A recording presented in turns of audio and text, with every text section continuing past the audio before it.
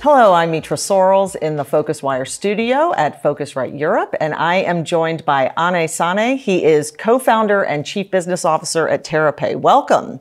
Thank you. Thank you for inviting me for this event. Absolutely, glad to have you here. So maybe can you start by just briefly explaining why you founded TerraPay in 2014? So, in 2014, when we started looking at money movement, and that was the idea, to make money movement interoperable, instant, reliable. And the bottom line on that was, we thought is if an SMS, can be delivered instantly, globally, without having to worry about who's where, why can't money be? Yeah. That was the genesis of TerraPay. We continue to go down that path as we continue on these years. But it was a very simple message. SMS, why not money? Okay. Well, clearly that mindset has worked, right? So I know you've had quite a bit of growth in recent years. We covered your Series B funding round of more than $100 million last summer, I believe it was. Last summer. And you've announced several new partnerships. Talk to us a bit about what's fueling some of that growth. So, I think we're on a journey, and the journey was, as I said, to focus on transactions which are completely digital, transactions which are transparent in terms of compliance, in terms of regulations, focus on how you could make those transactions affordable as well, and to do that, we looked at interoperability. So, from where we started to where we are today. If you see us, we are, and my daughter actually asks me sometimes, what do you really do? And it's very difficult to explain financial services. All I say to everyone is we are the plumbers for cross-border money movement. We are the background. Nobody should know us. We are doing the last mile payouts. And when you look at that, you look at various aspects of money movement. The use cases could be P2P, person-to-person transactions, it could be business-to-business transactions, and then under business-to-business transactions, you could have multiple verticals which we can work under. Travel is one of them, and we are very, very excited about how the travel industry operates today. I see this as 2014, 2015, when the P2P business was, I think, 97% cash, and 3% was digital. And we focused only on digital transactions. And if you see 2024, it's close to around 72% cash and 28% digital. So that's the stride which we looked for. We see that, and if you speak about this forum, travel actually needs that kind of impetus. And we are on that kind of a line to kind of make it work with our global infrastructure to make everything digital, be it a bank account, be a wallet, or a card. And talk to me a bit. I know that your travel practice has really grown and you've had partnerships and things. Can you speak to some of those?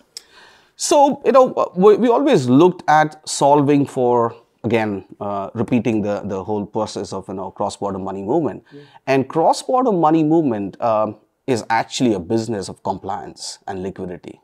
It's actually not a business of technology.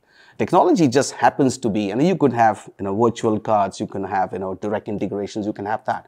But if you actually do cross-border money movement well, you need to do compliance and liquidity really well. So we focused on that. Today as an organization, we're one of the largest out there in terms of banking approvals and regulatory approvals in 31 countries. The banking regulator has given us license to operate in those markets. What that really does is, for the travel industry, if you look at the emerging markets where, and I've been speaking to a lot of people out here in terms of what your really pain points are, because I'm the outsider here, honestly. Right. But I think what I'm really hearing is, because of COVID and how the whole industry has kind of scaled up, everybody's traveling everywhere. Yeah. And if you look at money movement, especially in the emerging markets, it's still nascent, and that's where the problem is. And if you now look at TerraPay's infrastructure, we believed in emerging markets. So you look at Africa, you look at Latin America, look at Asia. That's where our licensing regime, that's where I move my money from the developed markets to the emerging markets. And I think that is where I see synergies with the whole travel space. Everyone's trying to get to Asia for travel, for leisure, for business, for Africa. And we are in that right space. But again, it's all about ensuring is cross-border money movement. And I was speaking to someone, from a technology space, and I said, "Have you looked at compliance?" He said, "You know what? I don't know. I want to bring that expertise in because that is what TerraPay's focus is." And I think with our team, I think we have been blessed to have a great team. Just focusing on the travel space, and in a short space of time, we really made some impact. We still have a long headway to go. Well, so let's talk about that future then. Where will TerraPay be in 5 years? I don't know where we will be. I think I can tell you certain things which I'm very comfortable with. Today, we are in 144 countries. We will be 180 countries in the next 2 years. What I also know is we would have brought in disruption in the nice way, of course, in terms of how money moves in the travel space as well. And there are multiple positions in terms of how money is not just moving to cards, but moving to bank accounts globally. It makes instant, agile money being moved, money moving to wallets globally. One of the reports says like there will be more mobile wallets in the world than bank accounts and cards put together by 2028. Wow. We are at the forefront of that in terms of being able to address that financial instrument. Today, nobody's talking about it. I was trying to understand what's really happening, but it's there and it's going to really take the world to a different level. You look at PayPal, you look at Venmo, you look at Alipay. Those are financial instruments everybody uses on a day-to-day basis, even businesses. Money has to go to those financial instruments. Who's going to do that? TerraPay. So that's how I see the world going towards. I also see the world going towards digital. Yeah. So that 72% cash, I am 100% sure it was going to come down to less than 40%. That is where my opportunity to go in. Digital transactions also make regulatory and compliance easier. You know who the customer is. The world is in a better space by making those transactions more digital. That's again something which we are focused on. So that's how I see it. I never talk about how big we would be because I think it's a relative thing. Somebody say it's a big or small, but I think I'll see it from a macro perspective, and I strongly believe, especially this industry needs kind of an impetus towards digital formats and bringing multiple digital assets, in the real-time basis to move money cross-border. Okay. You have a lot of exciting advancements ahead, it sounds like. I know there are a lot of competitors in this space. Just as we're getting ready to wrap up, can you just kind of tick off for me maybe the 3 to 5 top things that you think differentiate TerraPay? Thank you for asking that. But I think so. And it's not just for us. I would actually tell everybody who wants to get into this space should focus on regulatory. So for example, today we have 31 licenses. We are just about to, focus on Saudi Arabia. It's massive. We just recently got our license in Singapore. We have an EU license in Italy. We are in Latin America. We're looking at 3 countries, Mexico, Guatemala, and Dominican Republic, apart from Brazil, where we want to have a regulatory landscape. For us, once we build that infrastructure for regulations, money movement becomes easy. Okay. Yeah. So we've taken a slightly different approach towards our growth strategy.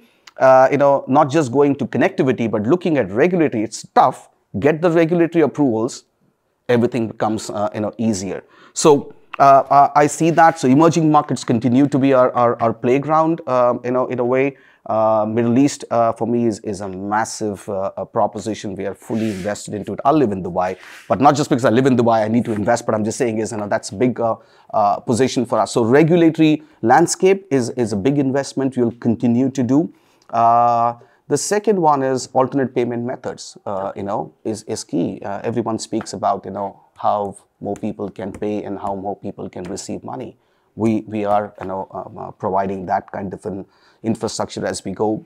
And if you look at more specifically about the travel, I think, with our investments in our virtual issuance platforms, our acquiring platform, we are right up there in terms of everything which every any money movement company requires. I won't tell about competition, but I can tell you is like today there are companies who focus on pay-ins and there are companies who focus on payouts.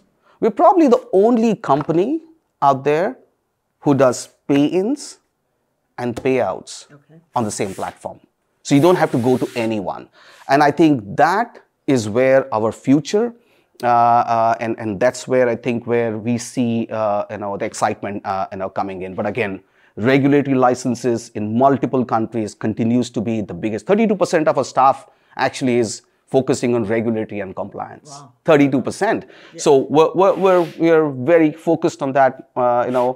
We have 4 co-founders. Yeah. One of the co-founder is head of compliance and legal. So we took regulatory compliance as our cornerstone of how the company was built. And for every company to be successful, it needs to have a culture. Yeah. And the culture is right at the top, and it has to be from day one. You can't say 3 years down the line, I want to now have a culture. Right. So for us, our culture is regulatory and compliance, and everything is built around that. So I think we are in a good space. We're with our investors and the Series B, which you spoke about. We raised money during the most difficult times, so it again is testimony of how the company is run, how company looks at the unit economics. So that's how we are. But money movement, cross-border infrastructure is we will only continue to focus on 5 years, 10 years down the line. That's all we know, and that's all we will do. Okay, wonderful. Well, Sane from TerraPay, thank you so much for joining us. Thank you. Thank you for having me. All right, bye-bye.